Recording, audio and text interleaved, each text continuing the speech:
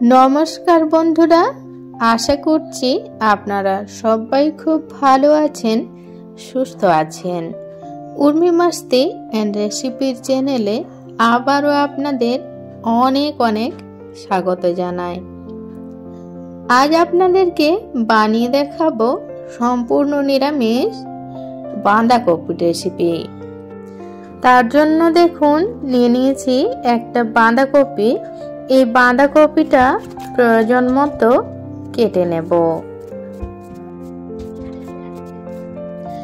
আর এই যে দেখুন আমি প্রয়োজন মতো বাঁধাকপি কেটে ধুয়ে পরিষ্কার করে নিয়েছি। আর মশলার জন্য নিয়েছি পরিমাণ মতো আদা, 1 চামচ মতো গোটা জিরে আর 3টে কাঁচা লঙ্কা।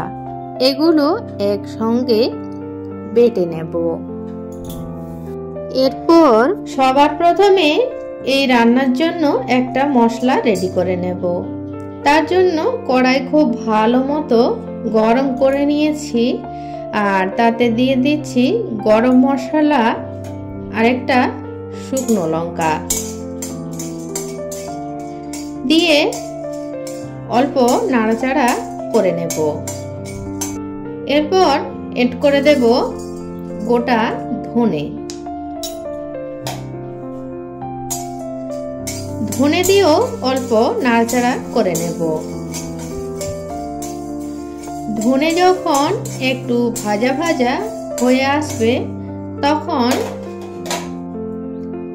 এড করে দেব গোটা জিরে। দিয়ে এই সবকটা উপকরণ খুব ভালোভাবে ভেজে নেব। সব মশলাগুলো যখন খুব সুন্দর ভাজা হয়ে যাবে তখন সুন্দর একটা সুগন্ধ ছাড়বে। সেই পর্যায়ে নামিয়ে নেব। নামিয়ে গুঁড়ো করে নেব। এরপর রান্নাটা করার জন্য ওই কড়াইতেই দিয়ে দেব পরিমাণ মতো সরষের তেল। তেল ভালো মতো গরম হয়ে গেছে। এই তেলেই দিয়ে দেব আলু। সাথেই দিয়ে দেব স্বাদ মতো লবণ আর পরিমাণ মতো হলুদের গুঁড়ো দিয়ে খুব ভালোভাবে ভেজে নেব। আলু খুব ভালোভাবে ভেজে নেওয়া হয়ে গেছে। এরপর তুলে নেব। আর বাকি রান্নার জন্য ওই তেলে ফোড়নে দিয়ে দেব গোটা জিরে। ফোড়ন ভালোভাবে হয়ে গেলে এড করে দেব একটা টমেটো। সাথে দিয়ে দেব বেটে রাখা মশলা দিয়ে খুব ভালোভাবে ভেজে কষিয়ে নেব যাতে মশলার কাঁচা গন্ধটাও চলে যায় আর টমেটো বেশ নরম হয়ে যায়।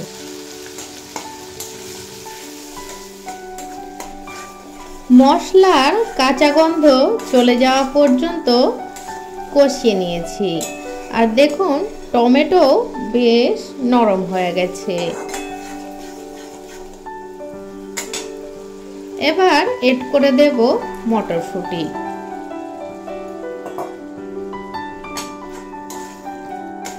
মটরশুঁটি দিয়ে 1 মিনিট মতো নাড়াচাড়া করে নেব।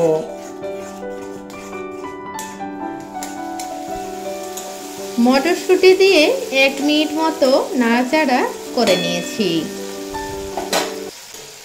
এবার এড করে দেব বাঁধাকপি।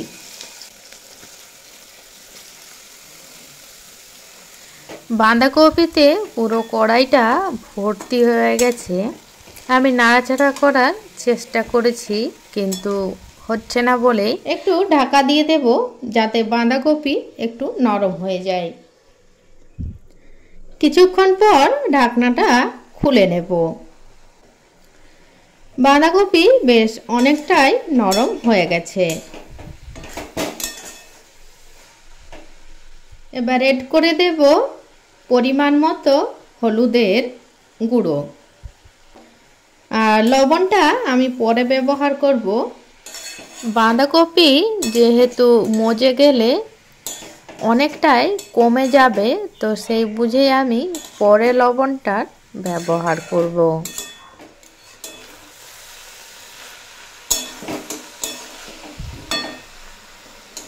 ঢাকা দিয়ে বাঁধাকপি বেশ কিছুক্ষণ রান্না করে নিয়েছি। এবার এড করে দেব স্বাদ মতো লবণ। লবণটা কিন্তু অবশ্যই বুঝে দিতে হবে, যেহেতু আলু ভাজার সময় লবণের ব্যবহার করা হয়েছে। আর স্বাদটা ব্যালেন্স করার জন্য দিয়ে দিলাম সামান্য পরিমাণে চিনি।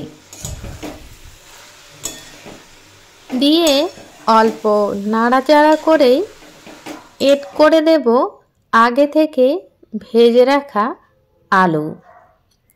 দিয়ে পর ঢাকা দিয়ে ততক্ষণ পর্যন্ত রান্না করে নেব যতক্ষণ না পর্যন্ত সব সবজিগুলো খুব ভালোভাবে সিদ্ধ হয়ে যাচ্ছে। এই রান্নাতে আমি কোনো রকম জলের ব্যবহার করব না। ঢাকা দিয়ে সম্পূর্ণ রান্নাটা করে নেব। দেখুন ঢাকা দিয়ে বেশ কিছুক্ষণ রান্না করে নিয়েছি। আর সব সবজিগুলো ভালোভাবে সিদ্ধ হয়ে গেছে, তার মানে রান্নাটা আমার হয়ে গেছে। তো এরপর নামিয়ে নেব। তবে নামানোর আগে এড করে দেব যে ভাজা মশলাটা আমি রেডি করে রেখেছিলাম, সেই ভাজা মশলা দিয়ে 1 মিনিট মতো নাড়াচাড়া করে নেব। আর এড করে দেব কিছুটা পরিমাণ ধনেপাতা কুচি, দিয়ে নাড়াচাড়া করে নামিয়ে নেব।